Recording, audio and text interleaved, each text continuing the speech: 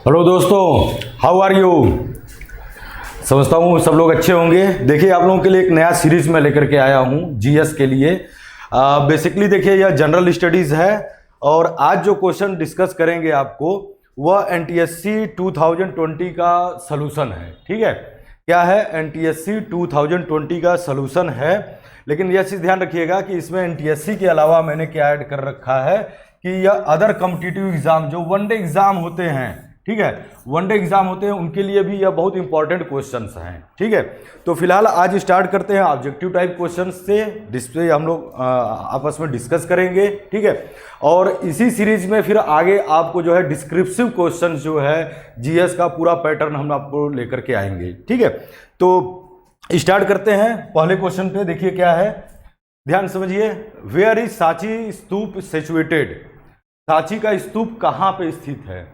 सांची का स्तूप कहाँ स्थित है? ऑप्शन देखिए, ऑप्शन भी आपके पास है और आपके पास आंसर भी है। तो सांची का स्तूप ऑप्शन में है कि गया, लुम्बिनी, सारनाथ, भोपाल। तो इसका आंसर क्या है? भोपाल। भोपाल क्या मध्य प्रदेश का कैपिटल है? भोपाल। भोपाल में ही यह सांची का स्तूप, यह देखिए है सांची का स्तूप सिचुएटेड है। ठीक है, सांची का स्तूप कहाँ पे है? भोपाल में है। स्तूप होता क्या है? देखिए, स्तूप होता क्या है ना, ये क्वेश्चन आएगा ना कि जैसे आप सारनाथ में देखिए, तो सारनाथ में आप देखेंगे कि इस तरह से जो है एक ऊंचा सा पिलर टाइप से बड़ा सा चौड़ा सा एक बना हुआ है सारनाथ में, तो वह स्तूप है, वह स्तूप है, सारनाथ में है। सांची का स्तूप काफ़ी फेमस है, तो भोपाल में है। स्तूप देखिए है कि यह बौद्ध रिलीजन से संबंधित है, बौद्ध धर्म से संबंधित है। महात्मा बुद्ध के डेथ के बाद, उनके जो मरने के बाद उनके शरीर के जो अवशेष थे उनको दफन कर दिया गया, दबा दिया गया मिट्टी के नीचे, और उसके ऊपर जो है एक इमारत बना दी गई। जैसे आप इसको ऐसे समझ सकते हैं कि ताजमहल क्या है? मकबरा है। ताजमहल क्या है? मकबरा है।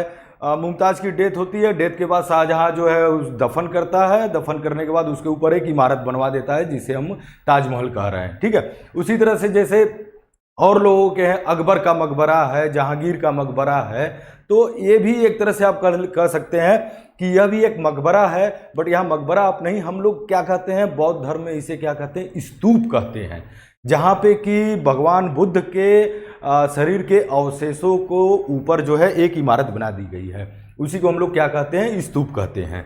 तो सारनाथ का स्तूप सारनाथ वाराणसी में है। इस तरह से कुल 8 स्तूप हैं। कितने स्तूप हैं? अलग अलग जगहों पर भारत में 8 स्तूप हैं। यह सांची का स्तूप काफ़ी फेमस है।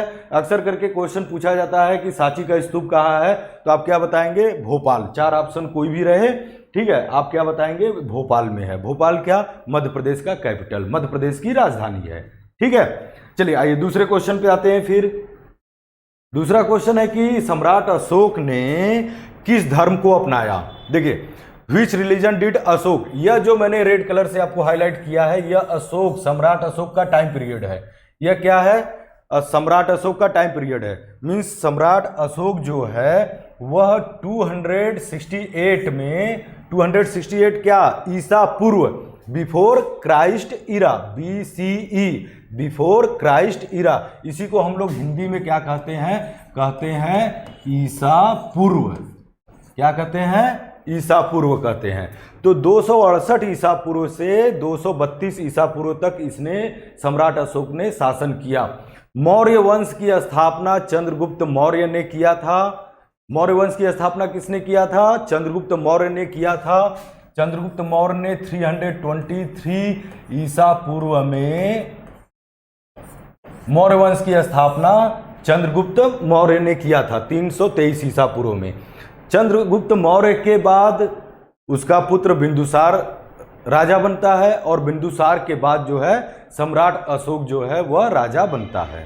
ठीक है, कौन राजा बनता है? सम्राट अशोक राजा बनता है। तो राजा बनने के बाद सम्राट अशोक जो है, आप कह सकते हैं कि मौर्य वंश का ही नहीं, संपूर्ण भारतीय इतिहास का एक महान शासक जो है, ग्रेट रूलर जो है, वह सम्राट अशोक। अशोक के नाम से आगे आगे आप देखे होंगे अशोका दी ग्रेट, अशोक महान लिखा रहता है।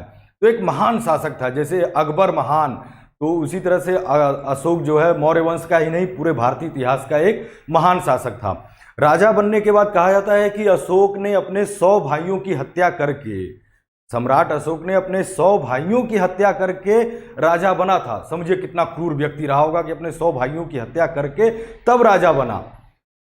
अपने राजा बनने के 11 साल के बाद, कितने साल के बाद? 11 साल के बाद उसने देखा कि कलिंग वर्तमान में जो उड़ीसा है, उड़ीसा राज्य है ना, वो प्राचीन नाम उसका, जैसे क्वेश्चन यहाँ पे आपको पूछा जा सकता है कि उड़ीसा का प्राचीन नाम क्या, तो उस जमाने में जो है क्या कहा जाता था? कलिंग कहा जाता था। तो अशोक के राज्य में कलिंग शामिल नहीं था, तो अशोक ने एक बहुत बड़ी सेना लेकर के कलिंग के ऊपर आक्रमण किया। ठीक है, क्या कलिंग को अपने मौर्य साम्राज्य में मिलाने के लिए आक्रमण किया। भयंकर युद्ध हुआ, भयंकर युद्ध हुआ। कहा जाता है कि पूरा जो है साम्राज्य जो है उसमें सैनिक हजारों की संख्या में, लाखों की संख्या में मारे गए, हजारों जो है घायल हुए, भयंकर रक्तपात हुआ, जिसको देख करके सम्राट अशोक का हृदय परिवर्तन हो गया। बड़ा दुखी हुआ, चारों तरफ लाशें बिखरी पड़ी हैं, खून का पूरा जो युद्ध का मैदान है खून से पूरा लथपथ है, रोगी ये जो घायल हुए हैं चिल्ला रहे हैं, मरे पड़े हुए हैं, लाशों से दुर्गंध आ रही। इन सबको देख करके सम्राट अशोक का बड़ा हृदय परिवर्तन हो गया। और हृदय परिवर्तन होने के बाद जो है सम्राट अशोक ने क्या किया? अशोक ने जो है यह प्रण लिया कि अब जो है कोई युद्ध नहीं होगा, मैं कोई युद्ध नहीं करूंगा, किसी को नहीं मारूंगा। और उसने जो है बौद्ध धर्म को स्वीकार किया। ठीक है, यही क्वेश्चन है कि सम्राट अशोक ने किस धर्म को अपनाया? तो बौद्धिज्म, हिंदुइज्म, जैनिज्म या शिविज्म, शैव धर्म। तो सम्राट अशोक ने किस धर्म को अपनाया? बौद्ध धर्म को अपनाया। क्यों बौद्ध धर्म को अपनाया? तो बौद्ध धर्म जो है वह अहिंसावादी है। महात्मा बुद्ध का जो प्रमुख वचन है उसमें से उनका जो जैन धर्म का आप दर्शन पढ़ेंगे तो जैन धर्म के दर्शन में 4 आर्य सत्य बताए हैं, 8 अष्टांगिक मार्ग बताए हैं। लेकिन मोटे मोटे तौर पे अगर देखा जाए, कंक्लूजन करके अगर देखा जाए, तो बौद्ध धर्म का आधारशिला क्या है? वह अहिंसा पर आधारित है, प्राणी मात्र पे दया करना। तो सम्राट अशोक ने बौद्ध धर्म को अपनाया और बौद्ध धर्म का प्रचार प्रसार किया, पूरे भारत में किया, भारत से बाहर भी किया। जैसे क्वेश्चन आता है कि अशोक ने श्रीलंका में बौद्ध धर्म के प्रचार प्रसार के लिए किसको भेजा? तो अशोक ने अपने पुत्र महेंद्र और पुत्री संयोगिता को श्रीलंका में बौद्ध धर्म के प्रचार प्रसार के लिए भेजा था। तो अशोक ने किस धर्म को अपना लिया? एक अहिंसावादी धर्म बौद्ध धर्म को अपनाया। और अशोक के समय में यह बौद्ध धर्म का काफी प्रचार प्रसार हुआ। ठीक है, तो इस क्वेश्चन का आंसर आपका देखिए, और बहुत सारी चीजें इसमें आपको बता दिए। अशोक का टाइम पीरियड आपको बता दिए, कब से कब तक वह राजा रहा, शासन किया। चंद्रगुप्त मौर्य ने मौर्य वंश की स्थापना 323 ईसा पूर्व में की थी। सम्राट अशोक जो था वह मौर्य वंश का ही शासक था। सम्राट अशोक मौर्य वंश का ही तीसरा शासक था। पहला जिसने स्थापना किया चंद्रगुप्त मौर्य, दूसरा उसका पुत्र बिंदुसार, और तीसरा फिर सम्राट अशोक। और सम्राट अशोक ने बौद्ध धर्म को अपनाया और बौद्ध धर्म का प्रचार प्रसार किया। ठीक है, आइए थर्ड क्वेश्चन पे आते हैं। फिर थर्ड क्वेश्चन देखिए, दक्षिण भारत की प्राचीनतम भाषा कौन सी है? ठीक है, देखिए जो ऑप्शन आपके पास है, जो क्वेश्चन है कि which is the oldest language of south India. South India, यह देखिए तेलुगु, तमिल, कन्नड़, मलयालम, ये चारों भाषाएं जो है वह साउथ इंडिया में बोली जाती हैं, दक्षिण भारत में बोली जाती हैं। लेकिन इन चारों में से क्वेश्चन यह पूछ रहा है कि इसमें से सबसे प्राचीन ओल्डेस्ट लैंग्वेज कौन सा है? तो ओल्डेस्ट लैंग्वेज कौन सा है? तमिल है। ओल्डेस्ट लैंग्वेज कौन सा है? तमिल है। कहाँ बोला जाता है? तमिलनाडु में। कौन सी भाषा बोली जाती है? तमिल भाषा तमिलनाडु में बोली जाती है। श्रीलंका में भी मैक्सिमम, श्रीलंका में जो है वह 74% लोग जो है श्रीलंका में वह तमिल स्पीकिंग पर्सन है। तो श्रीलंका में भी बोली जा रही है। 74% लोग श्रीलंका में तमिल बोलने वाले हैं। तो साउथ इंडिया की, दक्षिण भारत की सबसे प्राचीन भाषा कौन सी है? आप क्या करके आएंगे? एग्जाम में पूछेगा तो आप तमिल कह करके आएंगे। यह तमिल कहाँ बोला जा रहा है? प्रेजेंट टाइम में अगर तमिल देखिए तो तमिलनाडु में, तमिल से तमिलनाडु बना ही है, तमिलनाडु। ठीक है, तो यह दक्षिण भारत। अच्छा, ये कन्नड़, मलयालम, तेलुगु, तमिल, ये सारी भाषाएं जो है दक्षिण भारत में बोली जा रही हैं। ठीक है, लेकिन प्राचीनतम इसमें से कौन सा है? तो आपका तमिल है। ठीक है, चलिए नेक्स्ट क्वेश्चन पे आइए। Who among the following has introduced market control policy? निम्नलिखित में से कौन बाजार नियंत्रण प्रथा निम्नलिखित में से किसने जो है बाजार नियंत्रण प्रथा को लागू किया?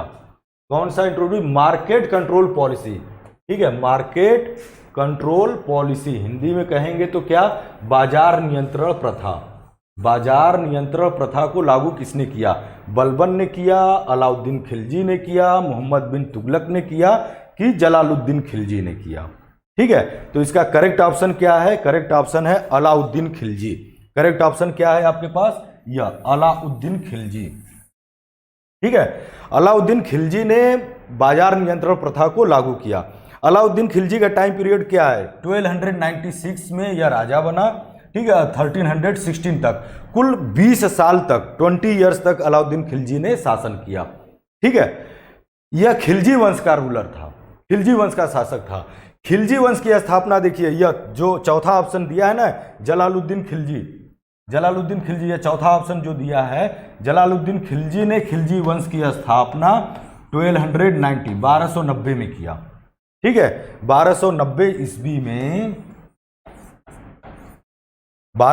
ईस्वी में जलालुद्दीन खिलजी ने खिलजी वंश की स्थापना किया और 1296 में अलाउद्दीन खिलजी ने जलालुद्दीन खिलजी की हत्या करके सिंहासन पर बैठा। ध्यान दीजिए मैं क्या बता रहा हूं। खिलजी वंश की स्थापना जलालुद्दीन खिलजी ने 1290 ईस्वी में किया। अब ये जलालुद्दीन खिलजी का अलाउद्दीन खिलजी लगता क्या था? तो यह उसका भतीजा और दामाद दोनों था। भतीजा भी था और दामाद भी था, मतलब भतीजा तो था ही। अच्छा, इस्लाम में यह होता है कि आप घर में जो है शादी कर सकते हैं, जो आपके रिलेटिव हैं उनके जैसे भतीजा भी है तो चाचा लगेगा, लेकिन एक तरह से फादर इन लॉ भी हुआ, अपनी बेटी का विवाह भी उससे किया था। तो अलाउद्दीन खिलजी कौन था? जलालुद्दीन खिलजी का कौन लगता था? उसका भतीजा भी था और उसका सन इन लॉ मतलब दामाद भी था। अब देखो यहाँ पे भतीजा भी है, दामाद भी है। अपने चाचा का कहो एक तरह से, अपने चाचा का, या एक तरह से कहो अपने ससुर का राज्य पाने के लिए हत्या कर देता है, मर्डर कर दिया 1296 में। ठीक है, 1296 में अलाउद्दीन खिलजी ने जलालुद्दीन खिलजी की हत्या करके सिंहासन पर बैठा। सिंहासन पर बैठने के बाद 20 साल तक इसने शासन किया। अब ये अलाउद्दीन खिलजी बड़ा महत्वाकांक्षी था। ठीक है, महत्वाकांक्षी का मतलब यह पूरे भारत पे अपना साम्राज्य स्थापित करना चाहता था, पूरे संपूर्ण भारत पे अपना साम्राज्य उत्तर से लेकर के दक्षिण तक जो है अपना साम्राज्य स्थापित करना चाहता था। तो साम्राज्य स्थापित करने के लिए एक बहुत बड़ी सेना की जरूरत थी। इतनी बहुत बड़ी सेना की जरूरत थी। तो बहुत बड़ी सेना रखने से क्या होता है कि खर्च बढ़ते हैं, तो सेना को देने के लिए नगद पैसा चाहिए। अलाउद्दीन खिलजी वह पहला व्यक्ति था जिसने सेना को नगद पैसे देने की शुरुआत की। उसके पहले नगद कैश पेमेंट नहीं होता था कि नहीं महीने महीने जो है सैलरी बांटी जाए सेना को, तो नहीं, इसने नगद वेतन देने की शुरुआत जो है वह अलाउद्दीन खिलजी ने किया। लेकिन पैसा कहाँ से आएगा? तो पैसा कहाँ से आएगा? तो इसने एक चीज़ किया, एक काम किया। उसने क्या किया कि बाजार नियंत्रण प्रथा लागू किया। बाजार नियंत्रण प्रथा लागू करने का मतलब ये हुआ कि बाजार में, अपने राज्य में जो बाजार होते, मार्केट होते थे ना, तो उसको कंट्रोल किया। कंट्रोल का मतलब कि कोई भी व्यक्ति मतलब कोई भी दुकानदार जो राज्य ने फिक्स दाम किया उसे अधिक दाम पर नहीं बेचेगा। तो हर चीजों का, सामान का जो है राज्य की तरफ से अलाउद्दीन खिलजी ने क्या किया? दाम फिक्स कर दिया, फिक्स रेट कर दिया। अब फिक्स रेट का मतलब क्या? कम रेट पे फिक्स किया, ताकि सेना जो है उसको जितनी वेतन, अब बहुत अधिक वेतन तो दे नहीं पाएगा, बहुत बड़ी सेना है तो बहुत बड़ी सेना तो उसने रख लिया, अब नगद वेतन देना है तो पैसा कहाँ से देगा? तो पैसा कम ही देता था। लेकिन यह उसने किया कि उतने कम पैसे में ही बाजार से सामान सेना के लोग खरीद सके। जो उसकी सेना के सिपाही हैं वह उतने ही पैसे में बाजार से सारी चीज़ें अपनी ज़रूरत की खरीद सके। तो महंगी चीज़ें जब बिकेगी तो कम पैसे में कहाँ से खरीदेंगे? तो उसने क्या, चीज़ों को दाम सस्ता कर दो, अब फिक्स कर दो। पूरे राज्य में कहीं भी चावल 1 रुपया किलो, तो पूरे राज्य में 1 रुपया किलो ही, और उससे अधिक दाम पर कोई बेच नहीं सकता था। उससे अधिक दाम पर कोई बेच नहीं सकता था, कम भी नहीं तौल सकता था। ठीक है, ऐसा अगर कोई कम तौलता था ना, तो जितना कम तौलता था उतना ही, मान लो 1 किलो चावल खरीदे, 900 ग्राम तौल के दिया, 100 ग्राम काट लिया, बेईमानी कर लिया ना, 100 ग्राम बेईमानी कर लिया, बटखरा लगा दिया, 100 ग्राम कम तौल दिया, पता चलता था। तो उस दुकानदार के शरीर से 100 ग्राम मांस काट लिया जाता था। इतना कठोर कानून अलाउद्दीन खिलजी ने बनाया कि अगर कोई बेईमानी करेगा, ठीक है, तो जितना उसने कम तौल करके दिया है उतने के बराबर उसके शरीर से मांस काट लिया जाएगा। और इस बाजार नियंत्रण प्रथा को जब लागू किया तो उसको देखने के लिए उसने जासूस लगा दिए पूरे मार्केट में, ताकि जैसे अब राजा है अपना बैठा हुआ है, महल में बैठा हुआ है अलाउद्दीन खिलजी, उसको कैसे पता चलेगा कि उसके राज्य में जो है सब एक समान भाव से, कोई अधिक भाव में नहीं दे रहा है। तो उसने जासूस लगा दिए। जासूस पूरे मार्केट में, पूरे हर जगह, पूरे उसके राज्य में घूमते रहते थे, पता लगाते रहते थे कि मार्केट में जितना फिक्स रेट है उतने ही पे सब बेच रहे कि नहीं, अधिक पे अगर कोई बेच तो नहीं रहा है। अगर कोई बेचता भी था तो उसको कठोर सजा दी जाती थी, जिस डर की वजह से यह पूरी तरह से पूरे राज्य में हर चीज़ों का एक फिक्स रेट हो गया। अब मिनिमम फिक्स रेट हुआ ताकि उतनी बड़ी, अच्छा ये क्वेश्चन भी पूछता है ना कि मार्केट कंट्रोल पॉलिसी, बाजार नियंत्रण प्रथा लागू करने के पीछे उसका क्या उद्देश्य था? तो एक बहुत बड़ी सेना रखना, बहुत बड़ी सेना का खर्च वहन करना, उसके पीछे बाजार नियंत्रण प्रथा लागू उसने किया। ठीक है, किसने? अलाउद्दीन खिलजी ने। ठीक है, बहुत सारे इसने अच्छे भी काम किए थे, ऐसी बात नहीं है। यहाँ पे देखेंगे तो भाई ऐसा थोड़ा ना होता है, लेकिन इतिहास पूरा भरा पड़ा है ना। इतिहास पूरा भरा पड़ा है कि अपने बाप का, अपने चाचा का मर्डर करके लोगों ने राज्य पाया। औरंगजेब ने अपने, औरंगजेब 4 भाई थे ना, तीनों भाइयों को, दारा शिकोह, शाह शुजा और मुराद, और औरंगजेब, शाहजहां के 4 बेटे थे। चारों बेटों में से औरंगजेब ने क्या किया? दारा शिकोह, शाह शुजा और मुराद, तीनों भाइयों की हत्या भी कर दिया और अपने पिता शाहजहां को आगरा के किले में कैद करके खुद राजा बन गया। तो इतिहास भरा पड़ा है। इस तरह से अलाउद्दीन खिलजी ने भी किया। प्राचीन काल में और जाएंगे तो अजातशत्रु ने अपने पिता बिंबिसार की हत्या करके सिंहासन हासिल किया था। और भी एग्जाम्पल है, जहांगीर ने अकबर से विद्रोह किया था, अपने पिता के खिलाफ विद्रोह किया था। तो ये राजकाज की बातें हैं, पॉलिटिक्स है, चलता रहा है। ठीक है, चलिए ये आपको 4th क्वेश्चन हो गया। अब आइए 5th क्वेश्चन पे। हाँ, ये क्वेश्चन है विजयनगर साम्राज्य। Who among the following founded the Vijayanagar empire. ठीक है, विजयनगर राज्य की स्थापना देखिए 1336 में हुई थी। कब हुई थी विजयनगर साम्राज्य की स्थापना? हुई कब थी? तो विजयनगर साम्राज्य की स्थापना 1336 में हुई थी। क्वेश्चन पूछ रहा है कि विजयनगर साम्राज्य की स्थापना किया किसने था? तो किया किसने था? तो विजयराज, ऑप्शन में देखिए विजयराज है, हरिहर और बुक्का है, पुष्यमित्र शुंग है और राणा सांगा है। तो सही आंसर क्या है? हरिहर एंड बुक्का। किसने किया था? हरिहर एंड बुक्का ने। तो ये हरिहर और बुक्का कौन थे? हरिहर और बुक्का दोनों भाई थे। हरिहर और बुक्का कौन थे? यह हरिहर और बुक्का, यह एक नाम, 2 भाई थे। ठीक है, इन्होंने जो है विजयनगर साम्राज्य की स्थापना की। किस साम्राज्य की स्थापना किया? विजयनगर साम्राज्य की स्थापना किया। कब किया? 1336 में किया। और इन्होंने जो साम्राज्य की स्थापना किया हुआ उसका नाम पड़ा विजयनगर साम्राज्य। और इनका जो वंश था वह किस नाम से जाना जाता है? संगम वंश। किस नाम से जाना जाता है? संगम वंश के नाम से जाना जाता है। ठीक है, संगम डायनेस्टी। ठीक है, ध्यान दीजिएगा। क्वेश्चन है विजयनगर साम्राज्य की स्थापना किसने किया? तो विजयनगर साम्राज्य की स्थापना हरिहर और बुक्का नाम के 2 भाइयों ने किया। कब किया? 1336 में किया। ठीक है, और इन्होंने जो वंश चलाया उस वंश का नाम क्या था? संगम वंश। ठीक है, जो संगम वंश। अच्छा, 1336 में भारत में किसका शासन था? भारत का मतलब दिल्ली में कौन शासन कर रहा था? तो तुगलक वंश का मोहम्मद बिन तुगलक शासन कर रहा था। उसी के शासन काल में दक्षिण में, साउथ में हरिहर और बुक्का नाम के 2 भाइयों ने विजयनगर साम्राज्य की स्थापना किया।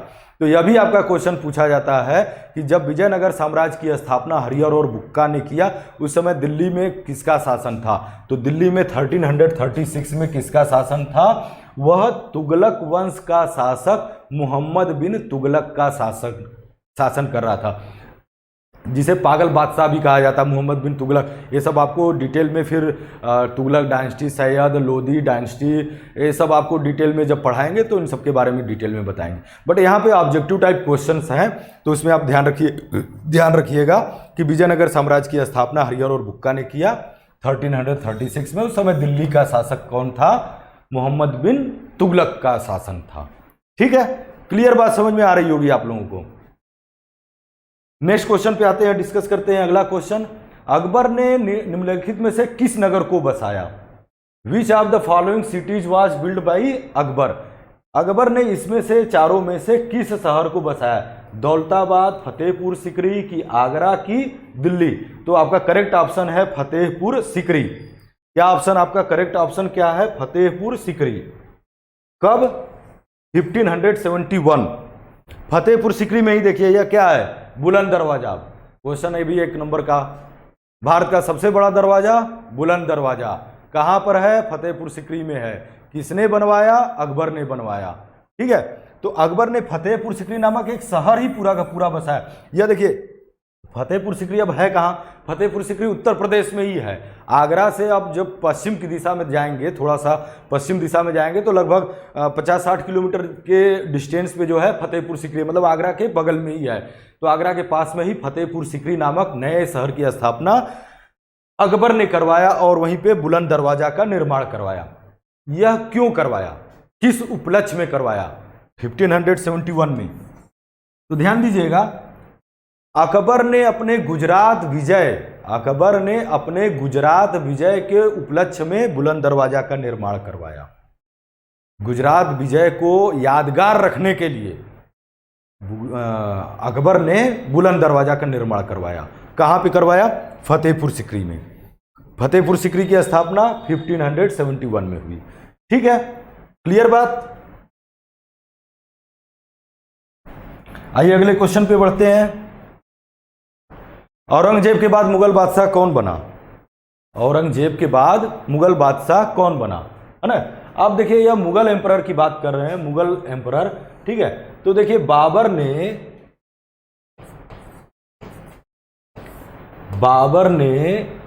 1526 में मुगल वंश की स्थापना की। बाबर ने 1526 में मुगल वंश की स्थापना किया। अब बाबर से लेकर के औरंगजेब तक,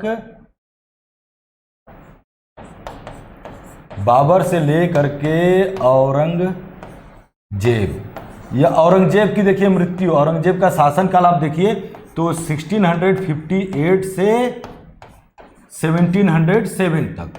ठीक है, 1707 में औरंगजेब की मृत्यु होती है। 1707 में औरंगजेब की मृत्यु होती है। बाबर ने मुगल वंश की स्थापना 1526 में किया।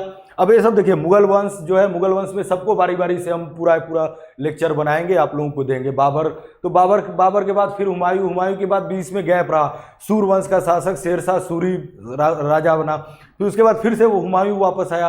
हुमायूं के बाद फिर अकबर के बाद फिर उसका बेटा जहांगीर के बाद फिर शाहजहां के बाद फिर औरंगजेब। और औरंगजेब की मृत्यु कब हो जाती है? 1707 में। तो ध्यान दीजिएगा कि बाबर से लेकर के औरंगजेब तक का जो टाइम पीरियड है, बाबर से लेकर के औरंगजेब का जो टाइम पीरियड है, इसमें देखिए गिनती से गिनिएगा, बाबर, देन हुमायूं, अकबर, जहांगीर, शाहजहां, औरंगजेब, कुल 6 शासकों ने शासन किया। इन 6 को क्या कहा जाता है? द ग्रेट मुगल, महान मुगल के नाम से जाना जाता है। किस नाम से जाना जाता है? द ग्रेट मुगल, महान मुगल के नाम से जाना जाता है। आमतौर पे देखिए, आमतौर पे मुगल वंश के बारे में जब हम पढ़ते हैं तो दिमाग में यही बाबर से औरंगजेब तक का ही टाइम पीरियड आता है। अच्छा, उसके बाद भी मुगल वंश चलता रहा, औरंगजेब के बाद भी मुगल वंश चलता रहा, लेकिन औरंगजेब के बाद जो मुगल शासक हुए उनको उत्तरकालीन मुगल सम्राट कहा जाता है। क्या कहा जाता है? औरंगजेब के बाद के जो शासक हुए ना, उनको क्या कहा जाता है? उत्तरकालीन मुगल बादशाह कहा जाता है। यह महान शासक थे, लेकिन इसके बाद के सब नालायक थे। इन्होंने जो साम्राज्य बाबर से लेकर औरंगजेब तक एक बड़ा साम्राज्य था, मजबूत शासन था, मजबूत शासन व्यवस्था थी, बहुत सही तरीके से चल रहा था, बड़ी सेना थी, कोई विदेशी आक्रमण करने की हिम्मत नहीं रख सकता था। वो सब किए धरे पे औरंगजेब के बाद के जो शासक थे वह किए धरे पे पानी फेर दिए। ठीक है, मतलब ये नालायक शब्द मैं इसलिए कह रहा हूं कि इन्होंने जो है सही तरीके से शासन नहीं किया। और मुगल शासन जो एक बहुत मजबूत शासन था, वह समय के साथ साथ औरंगजेब के बाद जितने रूलर हुए, समय के साथ साथ धीरे धीरे यह कमजोर पड़ता चला गया, मुगल साम्राज्य कमजोर पड़ता चला गया, और जो बहुत बड़ा साम्राज्य था वह सिकुड़ते चला गया। और उसका फायदा किसने उठाया? फायदा ये हुआ कि अब छोटे छोटे राज्य स्थापित होने लगे। मुगल साम्राज्य सिकुड़ता चला गया, उसके जगह पे छोटे छोटे राज्य, मैसूर हो गया, हैदराबाद हो गया, तो बंगाल अलग हो गया, तो सिख साम्राज्य अलग हो गया, तो अवध अलग हो गया, बहुत सारे जो है छोटे छोटे राज्य जो है स्थापित होने लगे। और इसका सबसे अधिक फायदा जो रहा वह यूरोपियन ने लिया। पुर्तगाली आए, अंग्रेज आए, ईस्ट इंडिया कंपनी आए, उन्होंने यहाँ पे आया, तो मुगल साम्राज्य एक तरफ कमजोर होता चला जा रहा था, उसका फायदा लेकर के अंग्रेज जो थे, ईस्ट इंडिया कंपनी धीरे धीरे अपना साम्राज्य विस्तार करती चली जा रही थी।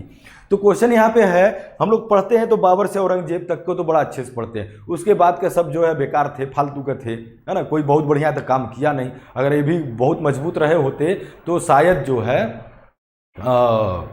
ईस्ट इंडिया कंपनी जो है भारत में अपने पांव नहीं पसार सकती थी, या और बहुत सारी चीज़ें, मराठा साम्राज्य था, मराठे काफ़ी शक्तिशाली हो चुके थे, वो भी कुछ कर सकते थे।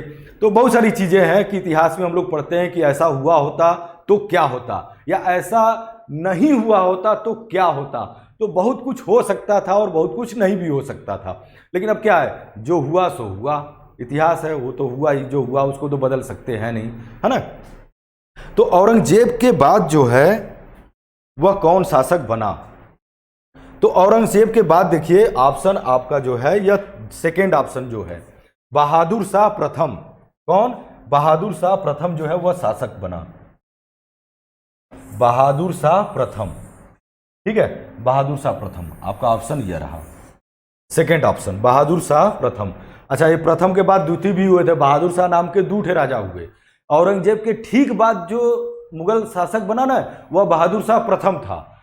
और ध्यान दीजिएगा, अंतिम मुगल बादशाह जो है, यह चौथा ऑप्शन आपका, यह बहादुर शाह जफर। यही बहादुर शाह जफर जो है, यहाँ पे आप बहादुर शाह द्वितीय इसको कह सकते हैं। क्या? बहादुर शाह द्वितीय था। ये अंतिम मुगल बादशाह था जो 1857 की क्रांति में भाग लिया था, जिसे 1858 में अंग्रेजों ने गिरफ्तार, हुमायूं के मकबरे में गिरफ्तार करके रंगून भेज दिया, जहां बाद में उसकी मृत्यु हो गई। तो अंतिम मुगल बादशाह औरंगजेब नहीं था, अंतिम महान मुगल शासक कह सकते हैं औरंगजेब था। लेकिन उसके बाद भी राजा हुए, उसके बाद जो है औरंगजेब के ठीक बाद बहादुर शाह प्रथम शासक हुआ, उसके बाद और बहुत सारे हुए, ठीक है, और बहुत सारे कई हुए, कोई कुछ साल के लिए, कोई कुछ साल के लिए हुआ। अंतिम कौन था? तो अंतिम अगर आप याद रखना चाहिए तो याद ऐसे रख सकते हैं कि औरंगजेब के ठीक बाद कौन बना? तो बहादुर शाह प्रथम बना, ठीक। अंतिम मुगल बादशाह कौन था? बहादुर शाह द्वितीय था, जिसने 1857 की क्रांति में भाग लिया था, जिसकी वजह से अंग्रेजों ने 1858 में उसे गिरफ्तार किया। कहां से गिरफ्तार किया? दिल्ली में है, हुमायूं का मकबरा है, दिल्ली में हुमायूं का मकबरा है, वहां से गिरफ्तार करके उसे रंगून भेज दिया। रंगून जो प्रेजेंट टाइम में म्यांमार का कैपिटल है, और रंगून से नाम अभी प्रेजेंट टाइम में यंगून है। म्यांमार उस समय वर्मा कहा जाता था, उस समय में म्यांमार का पुराना नाम क्या? वर्मा कहा जाता था। अभी उसका नाम बदल गया, देश का नाम बदल गया, क्या हो गया? म्यांमार हो गया। तो राजधानी भी उसका रंगून से क्या बदल करके यंगून हो गया, वहां पे उसको भेज दिए, जाओ वहीं पे अपना रहो। इस देश से मतलब क्या कह सकते हो, देश निकाला कर दिए, देश से निकाल दिए। बहादुर शाह द्वितीय वहीं पे गया, वहीं पे मर गया अंतिम समय में। बल्कि उसके बारे में कहा जाता कि वह मुगल बादशाह जिसे जहां जन्म लिया, मरने के बाद 2 गज जमीन भी उसे दफनाने के लिए नहीं मिली, क्योंकि देश से बाहर उसको वहीं पे दफन कर दिया गया। उसको इस देश में जन्म लिया, यहीं पे बड़ा हुआ, यहीं पे राजा बना, लेकिन यहाँ पे दफन नहीं हो पाया। उसको अपनी मातृभूमि का 2 गज जमीन नहीं मिल पाया उसको दफन करने के लिए, है ना। अच्छा, जफर यहाँ पे जो मैंने लिखा है, देखिए ध्यान दीजिएगा, ये जो बहादुर शाह सेकंड था ना, अंतिम मुगल शासक, ये शायरी लिखता था। क्या लिखता था? शायरी लिखता था। गूगल पे देखिएगा, बहादुर शाह जफर की शायरी आपको मिल जाएगी, किताब भी है मार्केट में। तो बहादुर शाह जो है जब शायरी लिखता था ना, तो शायरी लिखता था तो यह बहादुर शाह के नाम से नहीं लिखता था, यह जफर नाम से लिखता था। शायरी जो अपना लिखता था वह किस नाम से लिखता था? वह जफर नाम से लिखता था। इसलिए इसका नाम बहादुर शाह द्वितीय भी मिलता है, बहादुर शाह जफर भी मिलता है। जफर नाम से यह शायरी लिखता था। उर्दू के मशहूर या महान शायर, उर्दू के महान शायर मिर्जा गालिब इसी के समय में थे। मिर्जा गालिब का मित्र, मिर्जा गालिब इसके दोस्त थे बहादुर शाह जफर के। ये भी शायरी लिखता था, वो भी शायरी लिखते थे, लेकिन उनकी शायरी माशाअल्लाह महान है ना। सुना होगा आपने, पढ़ा होगा, नाम भी सुना होगा शायद मिर्जा गालिब का। तो मिर्जा गालिब के समय, मिर्जा गालिब ये बहादुर शाह जफर के समय में थे, ठीक है। 1800, ये भी क्वेश्चन पूछता है कि उर्दू का वह मशहूर शायर कौन था जिसने अपनी आंखों से 1857 की क्रांति को देखा था? तो क्या नाम था? मिर्जा गालिब, है ना। वह बहादुर शाह द्वितीय या बहादुर शाह जफर का समकालीन था, इसका मित्र था कह सकते हैं, ठीक है। चलिए आगे फिर, हाँ अभी आइए question. In which year Vasco da Gama come to India? Vasco da Gama Bharat कब आया, है ना। पुर्तगाली था यह।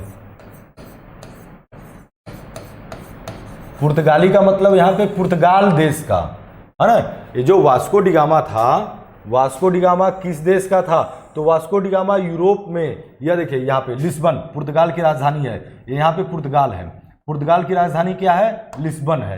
तो यहाँ से पुर्तगाल का यह निवासी था। कौन? Vasco da Gama. Question, Vasco da Gama कहाँ का था? वास्को डिगामा किस देश का था? वास्को डिगामा पुर्तगाल का। इंग्लिश में ऐसे लिखते हैं, पुर्तगालीज लिखते हैं, हिंदी में क्या? पुर्तगाल। पुर्तगाल तो वहाँ के रहने वाले लोगों को क्या कहेंगे? पुर्तगाली, है ना। जैसे हिंदुस्तान, तो हिंदुस्तान के रहने वाले हिंदुस्तानी। भारत, भारत के रहने वाले भारतीय। अमेरिका, अमेरिका के रहने वाले कौन? अमेरिकी। तो पुर्तगाल के रहने वाले कौन? पुर्तगाली। तो वास्को डिगामा पुर्तगाल देश का निवासी था, वह भारत आया था, ठीक है। तो भारत आया था, तो क्वेश्चन पूछ रहा है कब आया था? तो आंसर तो आपका बड़ा आसान सा है ना। आंसर है 1498 में, 1498 में यह भारत आया था। ध्यान दीजिएगा इसको, कैसे आया था? देखिए, लिस्बन यहां चल करके समुद्री मार्ग द्वारा, समुद्र के रास्ते से यहां से यहां आया, यहां से यह ऐसे होते हुए, जो आपको यहां मैं दिखा रहा हूं, केप ऑफ गुड होप यहां पे है ना। ये कौन सा ये है? यह जो है यह अफ्रीका महाद्वीप है। यह अफ्रीका, यहाँ से ये यूरोप इधर पड़ेगा, यूरोप में पुर्तगाल से इधर, इधर से यह अटलांटिक ओशन को पार करते हुए इधर से यह दक्षिण, ये अफ्रीका महाद्वीप है। अफ्रीका महाद्वीप के नीचे से इधर से समुद्र के रास्ते से इधर, यह जो है यह क्या है? यह मेडागास्कर है। यह क्या है? मेडागास्कर है। यहाँ से फिर यहाँ से होते हुए यह देखो, यह रहा यहाँ पे केरल में आया। केरल में किस जगह पे आया? केरल में कालीकट आया। केरल में कहां पर आया? कालीकट में आया। कब आया? वहां पहुंचा 1498 ईस्वी में आया। कब आया? 1498। तो किस रास्ते से होकर आया? समुद्र के रास्ते से यह ऐसे होते हुए आया। देखिए बहुत लंबा रास्ता है भाई। इसके पहले यूरोप से समुद्री मार्ग द्वारा भारत कोई नहीं आया था। ध्यान समझिएगा, एग्जाम में कभी कभी क्वेश्चन पूछता है, बच्चों की तरह फालतू का क्वेश्चन पूछ देता है ना, बड़ा गुस्सा भी आता है। भारत की खोज किसने किया? भारत की खोज किसने किया? तो आंसर में ऑप्शन हो रहा था वास्को डिगामा। तो ये भारत का खोज किया, इसके पहले भारत नहीं था का?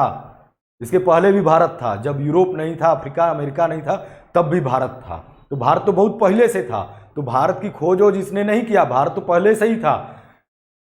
इसका सही क्वेश्चन यह होना चाहिए था कि समुद्री मार्ग द्वारा यूरोप से भारत आने वाला पहला व्यक्ति कौन था।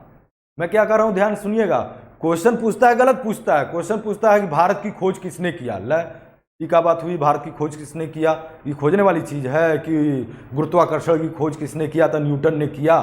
तो पहले से ही था, भारत तो पहले से ही था, हजारों सालों से है। क्वेश्चन यह होना चाहिए कि समुद्री मार्ग द्वारा यूरोप से भारत आने वाला पहला व्यक्ति कौन था? तो वास्को डिगामा था। वास्को डिगामा कहाँ था? कहाँ का था? पुर्तगाल का था। भारत कब आया? वह समुद्री मार्ग द्वारा। देखिए ये उसका रास्ता भी है, इस रास्ते से ऐसे होकर के आया था। कब आया था? 1498 ईस्वी में आया था। उस समय कहाँ पे आया? केरल पहुंचा। केरल में किस जगह पे? कालीकट। उस समय वहां का राजा कौन था? जमोरिन। कौन था?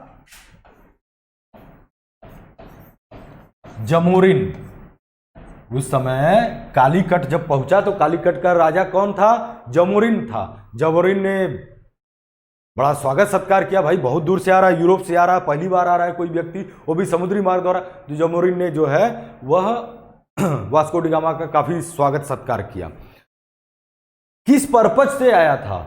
एक रास्ता खोजने के लिए, ताकि भारत से जो है वह यूरोप को व्यापार हो सके, भारत से यूरोप का व्यापार हो सके, इसलिए जो है वह रास्ता खोजने के लिए आया था कि इंडिया से जो है यूरोप का व्यापार हो सके।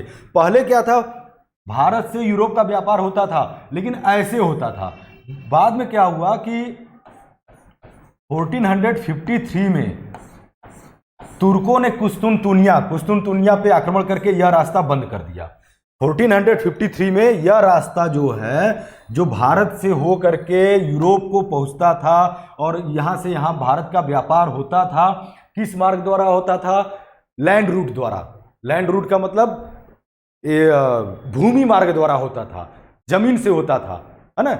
उस रास्ते को 1453 में तुर्कों ने कुस्तुनतुनिया पे आक्रमण किया, उसे जीत लिया, ठीक है। और ऑटोमन साम्राज्य की स्थापना हुई। खैर ये सब तो बहुत लंबा चौड़ा इतिहास है, वो सब पे डिस्कस फिर कभी होगा, लेकिन बस इतना जानिए कि इस रास्ते को जब बंद कर दिया गया, यह व्यापार का रास्ता बंद कर दिया गया, तो यूरोप वालों को जरूरत पड़ा कि अब दूसरा रास्ता खोजा जाए। तो दूसरा रास्ता खोजने के लिए पहले स्पेन के राजा ने कोलंबस को भेजा कि जाओ भारत के लिए दूसरा रास्ता खोजो, समुद्र के रास्ते से इधर से खोजो। किसको भेजा? कोलंबस को भेजा। किसने? कोलंबस कहाँ का था? कोलंबस स्पेन का था, लेकिन वो बेचारा क्या हुआ, इधर यहाँ समुद्रों में आकर के इधर यहाँ गड़बड़ा गया, है ना। इधर यहाँ ये क्या है? अटलांटिक महासागर है। इसी अटलांटिक महासागर में इधर जाकर के रास्ते में भूल गया। अब भूल करके कहाँ चला गया? इधर चला गया। और उधर चला गया तो कहाँ पहुंच गया? अमेरिका पहुंच गया। एक नए दुनिया की खोज उसने कर लिया, क्योंकि उसके पहले दुनिया को पता नहीं था कि अमेरिका नाम का भी कोई महाद्वीप जो है कहीं है। हम लोगों को पता था ना, भारत के लोगों को पता था, नहीं यूरोप के लोगों को पता था कि नहीं अमेरिका नाम का भी वहाँ पे कुछ है।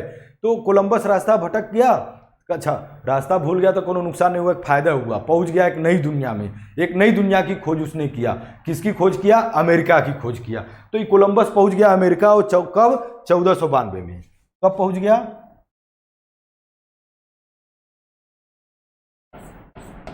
1492 में। 1492 में अमेरिका पहुंच गया। अमेरिका पहुंच गया तो दूसरा कुछ का खोज कर लिया। चलो ठीक है भैया, तो लेकिन भारत का तो खोज नहीं हुआ। तो बाद में फिर अब भारत की खोज करना, भारत से व्यापार करने की बहुत ज़रूरत थी। तो फिर पुर्तगाल के राजा ने वास्को डी गामा को भेजा, जाओ तुम जाओ। तो वास्को डी गामा जो है 1492 में इधर अमेरिका की खोज हुई, तो 1498 में इधर जो है ये रास्ता खोजे। भारत से तो परिचय था ही, व्यापार तो होता ही था। हाँ, ये नई दुनिया, नई खोज जो है वह कोलंबस ने किया 1492 में। 1492 में अमेरिका की खोज किया। ठीक है, बात समझ में आ रही है आप लोगों को? ठीक है, चलिए फिर अगले क्वेश्चन पे आते हैं। हाँ, who founded the Indian national Congress? Indian national Congress, इसी को शॉर्टकट में आज ऑल इंडिया नेशनल कांग्रेस कहते हैं। भारतीय राष्ट्रीय कांग्रेस, अखिल भारतीय राष्ट्रीय कांग्रेस, अखिल भारतीय राष्ट्रीय कांग्रेस ये भारत की सबसे पुरानी राजनीतिक पार्टी है। कौन? Congress. Congress party, Congress English word है। कांग्रेस जो है यह इंग्लिश वर्ड है। इसका अगर हिंदी आप कहिए तो इसका हिंदी आप सभा, है ना, सभा या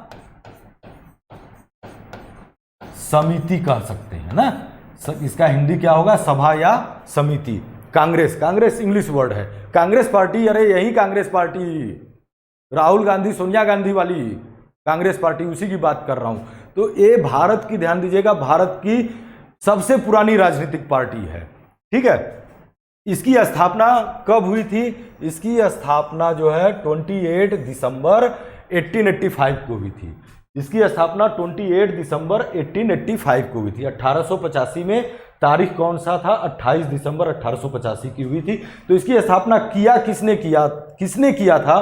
तो चौथा ऑप्शन आपका सही होगा, A.O. ह्यूम ने। किसने किया था? ये इनका देखिए फोटो भी आप देखिए, ये महाशय हैं A.O. ह्यूम, जिनका पूरा नाम जो है A for Allan, O for Octavian, Hume, Allan Octavian Hume. नीचे जो मैंने लिखा है यह 4 जून 1829 इनका जन्म हुआ था और 31 जुलाई 1912 को इनकी मृत्यु हुई थी। तो इनका जन्म भी आप याद कर लीजिएगा, इनकी मृत्यु भी याद कर लीजिएगा।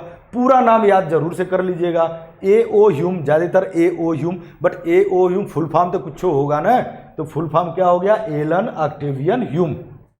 इन्होंने ही जो है वह भारतीय राष्ट्रीय कांग्रेस की स्थापना 28 दिसंबर 1885 को किया था। कहाँ पे किया था, बंबई में हुआ था। भारतीय राष्ट्रीय कांग्रेस की स्थापना कहाँ हुई थी, बंबई में हुआ था। वही बंबई जिसे बाद में बॉम्बे फिर अभी मुंबई कहा जाता है ना। तो बंबई में भारतीय राष्ट्रीय कांग्रेस की स्थापना किया था। किसने किया था, ए ओ ह्यूम ने किया था। यह एक अधिकारी थे, रिटायर्ड ब्रिटिश अधिकारी थे। तो आप कह सकते हैं कि भारत की जो सबसे पुरानी राजनीतिक पार्टी है, उस पार्टी की स्थापना एक अंग्रेज व्यक्ति ने किया था।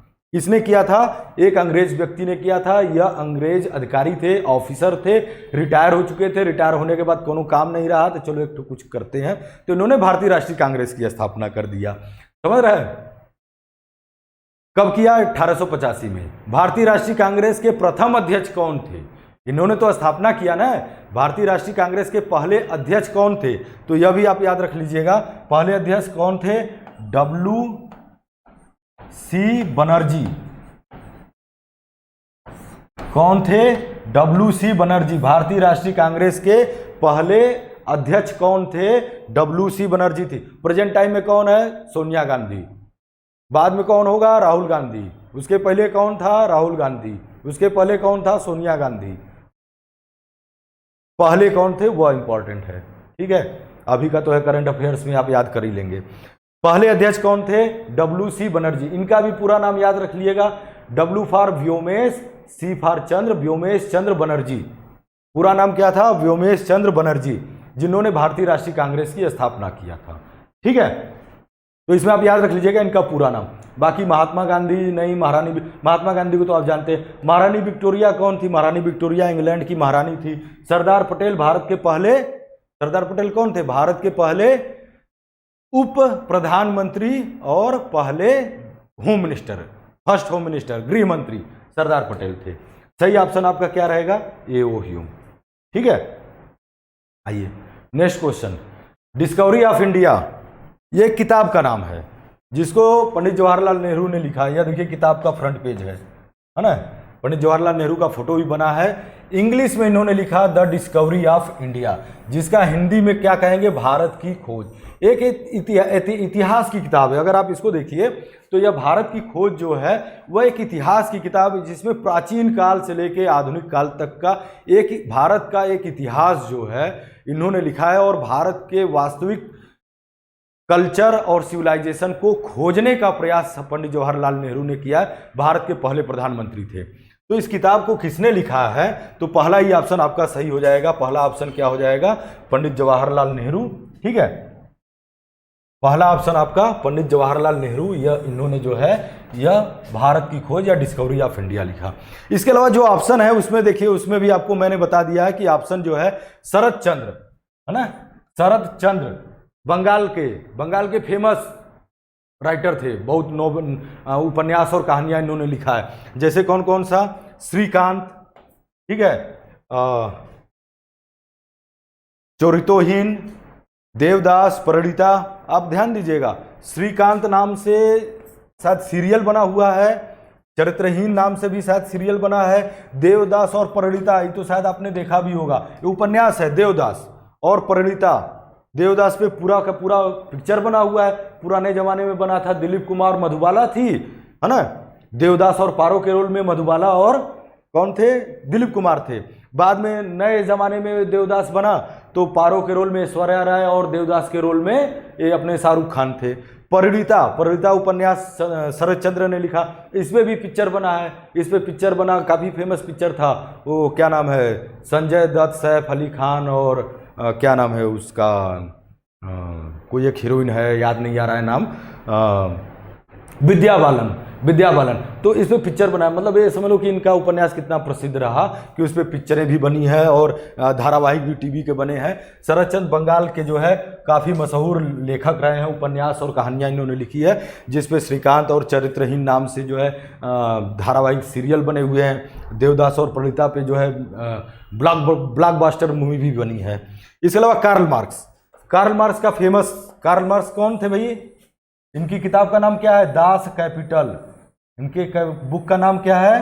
दास Kapital. Karl Marx socialist, communist, जो भी आप कह लीजिए, है ना, सोशलिस्ट या कम्युनिस्ट, जिन्होंने आधुनिक भारत की दिशा बदल दी, एक नई विचारधारा, समाजवाद की विचारधारा को जबरदस्त तरीके से रखने वाले जो है आज भी हैं, कम्युनिस्ट कहलाते हैं। हाँ, तो कार्ल मार्क्स थे। कार्ल मार्क्स ने दास कैपिटल लिखा है। खैर कार्ल मार्क्स के बारे में फिर बाकी जहाँ पे भी और मैं बोला हूँ कि अभी तो स्टार्टिंग किए हैं, तो आपको आगे के जब आपको पढ़ाएंगे बहुत सारा लेक्चर आपको बना करके देंगे, तो उसमें जहाँ पे आएगा इन सब लोगों के बारे में। महात्मा गांधी, इनको तो जानते ही हैं आप। इन्होंने जो किताब लिखा हुआ क्या है? My experiment with truth. किताब का नाम क्या है? महात्मा गांधी के ने जो किताब लिखा उस किताब का नाम क्या है? माई एक्सपेरिमेंट विथ ट्रूथ, सत्य के साथ मेरे प्रयोग। यह महात्मा गांधी ने लिखा है। खैर इसका भी एक क्वेश्चन है, लेकिन जो क्वेश्चन आपके सामने था, यह क्वेश्चन नंबर 10, भारत की खोज किसने लिखा है, तो इसका सही आंसर कौन है? वह पंडित जवाहरलाल नेहरू है। ठीक है, इस भारत की खोज के नाम से श्याम बेनेगल, मशहूर निर्देशक, शायद आपने नाम सुना हो, नहीं सुने हैं तो जान लीजिए। श्याम बेनेगल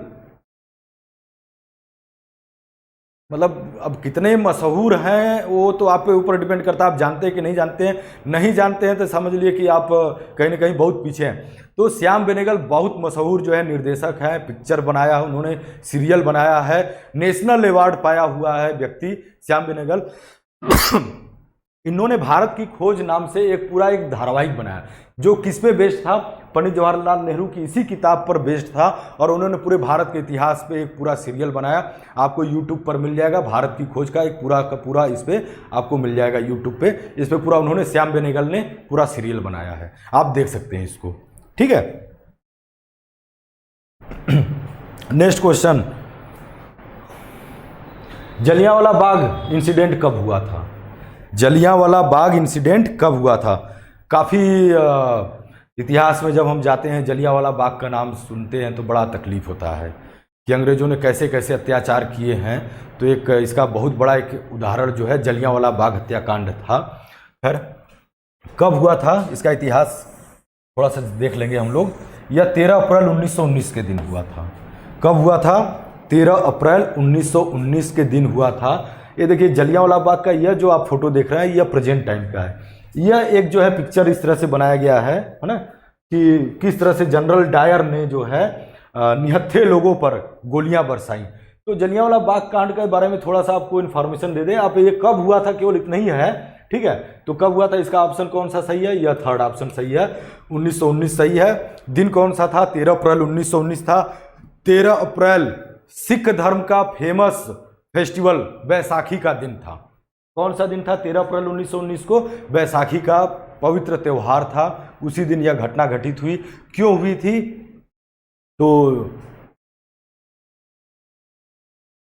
अंग्रेजों ने क्या किया था, फर्स्ट वर्ल्ड वार के बाद जो है भारतीयों को, फर्स्ट वर्ल्ड वार के बाद जो है भारतीयों को लालच दिया था कि आपको बहुत कुछ देंगे, लेकिन दिया कुछ भी नहीं, कोई सहूलियत नहीं दी, ठीक है। बल्कि जो क्रांतिकारी गतिविधियां थी उनको दबाने के लिए उन्होंने रॉलेट एक्ट 1919 में एक नया कानून रॉलेट एक्ट लागू कर दिया, ठीक है। अब रॉलेट एक्ट नया कानून क्या था? इस कानून में था कि शक के आधार पर किसी भी व्यक्ति को गिरफ्तार करके 2 साल के लिए जेल में डाल दो।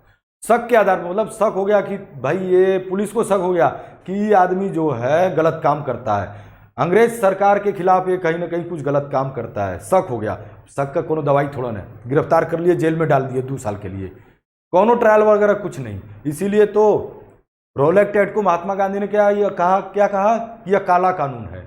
मोतीलाल नेहरू, जवाहरलाल नेहरू के पिताजी मोतीलाल नेहरू ने क्या कहा इसके बारे में? 3 शब्द कहा, न अपील न वकील न दलील।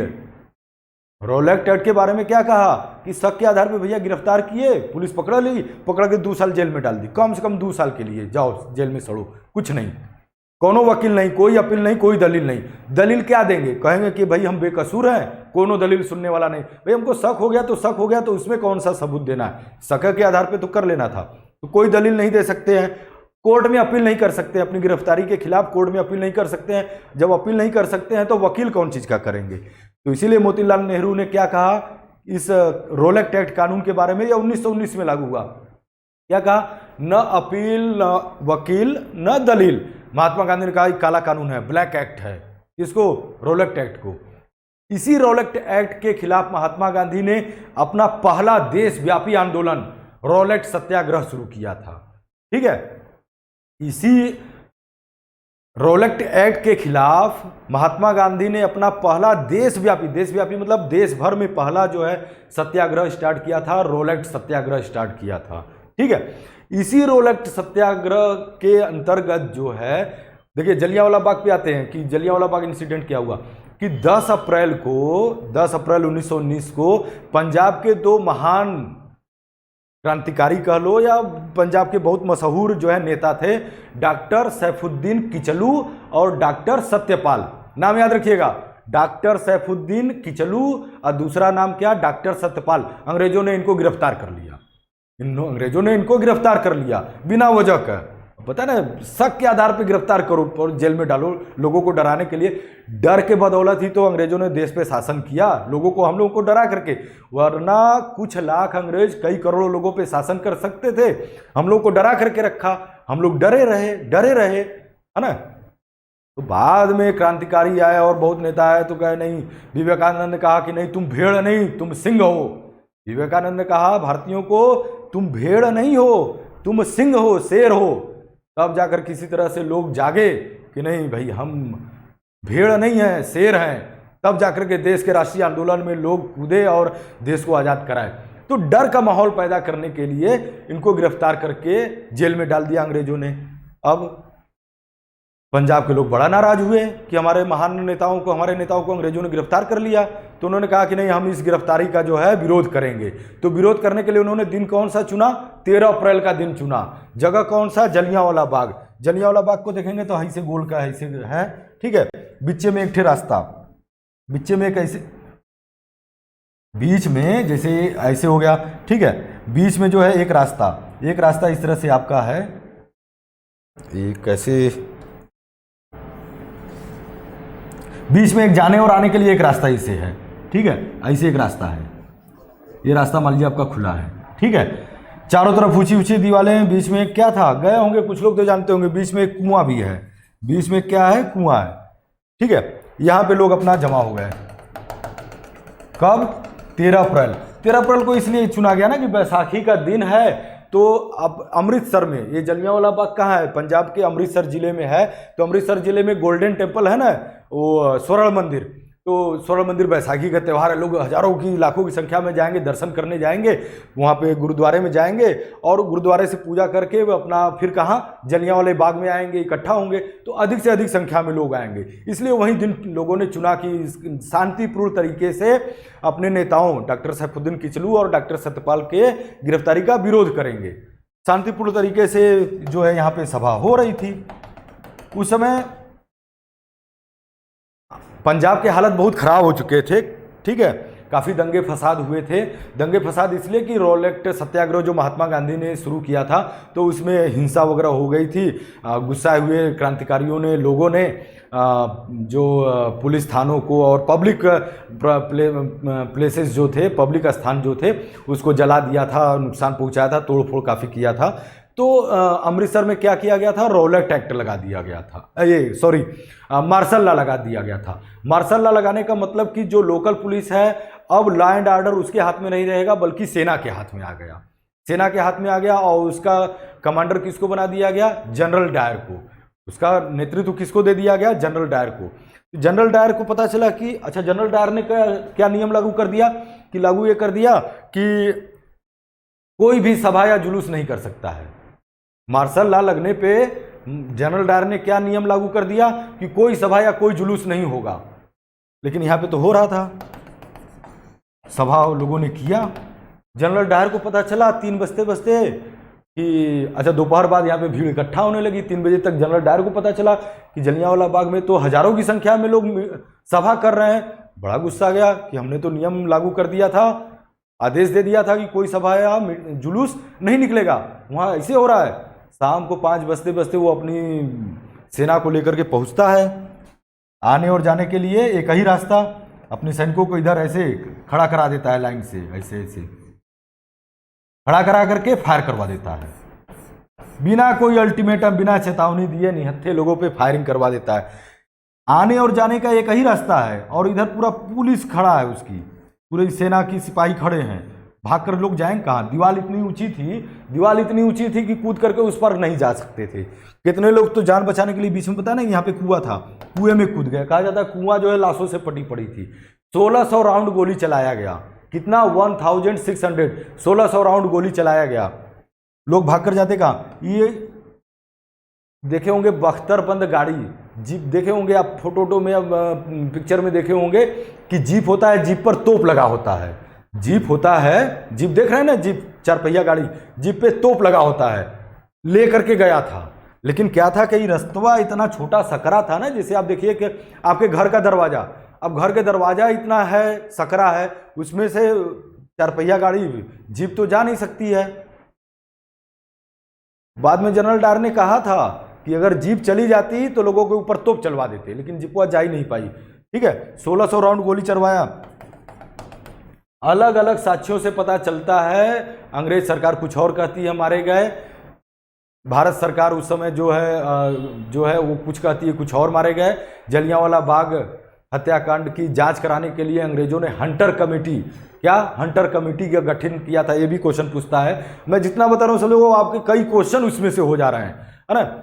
हंटर कमेटी का गठन किया गया था, तो कुछ और बताते, कुछ और बताते हैं, लेकिन जो उसमें के प्रत्यक्षदर्शी थे और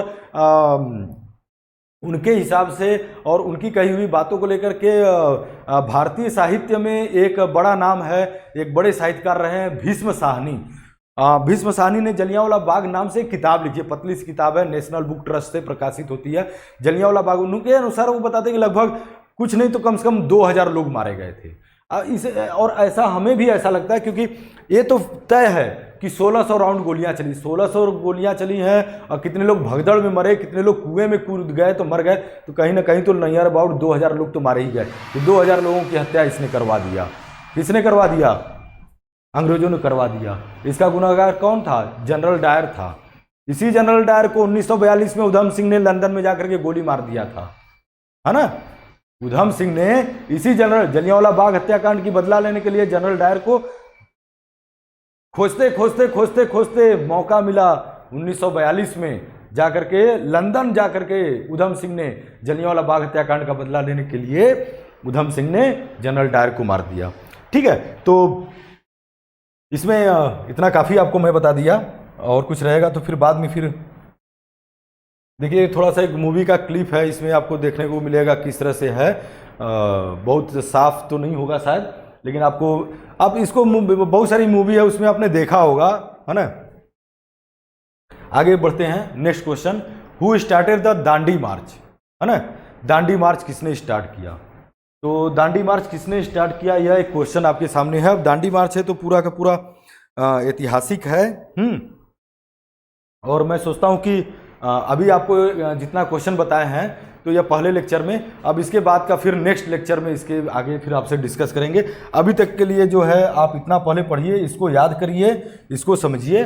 आपके क्वेश्चन 11 क्वेश्चन आपसे हमने डिस्कस किए हैं, क्वेश्चन नंबर 1 से लेकर 11 तक। इसको अच्छे से देखिए, पढ़िए। ऑप्शन जो है, ऑप्शन में आप चेक करिए 1919, 1920, 1918, 1917 क्या क्या हुआ था। जैसे 1920 में क्या हुआ था, अब इसको आप लोग खोजिएगा, 1920 में क्या हुआ था, खोजिए ऑप्शन में से। इसका करेक्ट ऑप्शन तो 1919 हो गया ना। अब 1920 में क्या हुआ, तो महात्मा गांधी ने महात्मा गांधी ने असहयोग आंदोलन 1920 में शुरू किया। 1918 में क्या हुआ, तो 1918 में क्या हुआ, तो 1918 में जो है सेकेंड वर्ल्ड वार, द्वितीय विश्व युद्ध खत्म हुआ। 1917 में क्या हुआ, क्या फेमस इवेंट हुआ, तो 1917 में क्या हुआ, 1917 में चंपारण, ये खेड़ा, महात्मा गांधी द्वारा खेड़ा आंदोलन चलाया गया, और अहमदाबाद के काटन मिल के मजदूर थे, उनके खिलाफ जो है यह 1917 में आंदोलन चलाया गया। तो बहुत सारा चीज़ें जो है ईयर देख करके आप जो है इसमें और डिस्कस कर सकते हैं, अपने से खोज सकते हैं। ऑप्शन तो यह सही है, लेकिन जो बाकी ऑप्शन दिए उस ईयर में क्या हुआ, उस ईयर में क्या हुआ, आप उसको दिमाग से सोचिए क्या हुआ। नहीं पता है, नहीं याद है, खोजिए, किताब में खोजिए, गूगल पे खोजिए और उसको तैयार करिए। कुछ न कुछ तो हुआ ही था, ठीक है, कुछ न कुछ तो आपको नया मिलेगा। इस तरह सभी क्वेश्चन में, मेरे सभी क्वेश्चन में आपको कुछ न कुछ मिलेगा। कुछ क्वेश्चन का तो आपको बताया है, जैसे ऑप्शन में अगर नहीं बताए होते ये किसने लिखा है, तो कार्ल मार्क्स। अब कार्ल मार्क्स कौन था, क्या लिखा, तो दास कैपिटल लिखा। इस तरह से पीछे के बैक के क्वेश्चन में जाएंगे तो आपको बहुत सारी चीज़ें मिलेगी।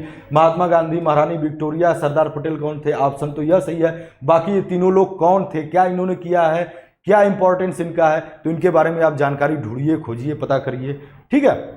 खैर 11 क्वेश्चन है, नेक्स्ट फिर अगले लेक्चर में फिर आपको बना करके फिर आपको अब देते हैं, ठीक है। Okay, thank you.